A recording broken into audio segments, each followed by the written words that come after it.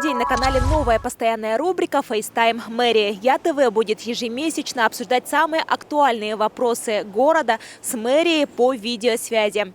Отвечать на них будут как руководители департаментов, так и мэр города. С 1 апреля впервые понизят тарифы на пригородные маршрутные такси. С чем это связано, а также какие еще изменения ждут горожан в этой сфере, расскажет заместитель главы города по финансам и экономике Михаил Воробьев. Итак, мы выходим на видеосвязь с Михаилом Сергеевичем.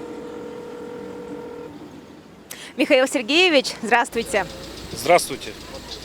Михаил Сергеевич, в связи с чем произошло понижение тарифов? В прошлом году глава городского округа города Якутск Сардана Владимировна Авксентьева дала поручение финансово-экономическому блоку создать комиссию, которая смогла бы пересмотреть действующие тарифы на пригородные маршруты и ввести единый пригородный тариф. Распоряжением главы такая комиссия была собрана. Мы работали на протяжении 2 с лишним месяцев, рассмотрели большое количество вариантов и остановились на одном варианте, где устанавливается единый пригородный тариф в размере 60 рублей за наличный расчет и 51 рубль за безналичный расчет. Эта система начнет действовать с 1 апреля 2019 года. Что такое электронный билет? Будет проездной билет пригородный и проездной билет пригородный плюс. Он является безлимитным в течение месяца.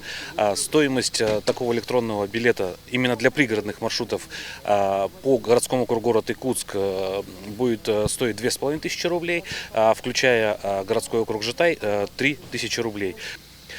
Кроме того, также на автобусах пригородных маршрутов будет работать карта «Спутник» и брелок «Спутник». С 1 апреля можно будет приобрести транспортные карты в автобусах, когда можно будет платить за проезд с помощью телефона и пластиковой карты.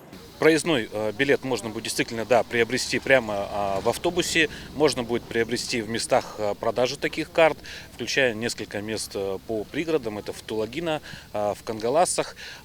Приобрести карту «Спутник» можно также в любом терминале, который продает такую карту.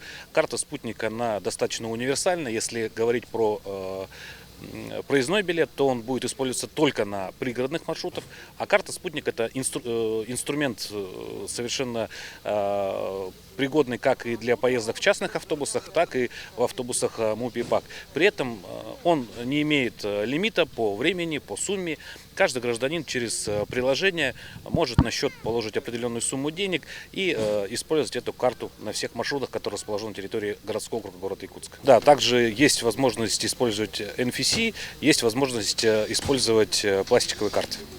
Кроме того, что установлена стоимость 51 рубль по пластиковым картам, у нас появился переходной тариф. Стоимость проезда между остановками в одной пригородной зоне, либо между двумя пригородными зонами. Здесь стоимость будет такая же, как в городе Якутске, 28 рублей и 25 рублей, что значительно, конечно, сокращает расходы горожан на передвижение в отношении одного населенного пункта. К примеру, чтобы уехать с Тулагина до Кангала, стоимость уже не будет 38 рублей, а уже будет 28 и 25 соответственно. Михаил Сергеевич, спасибо за ответы.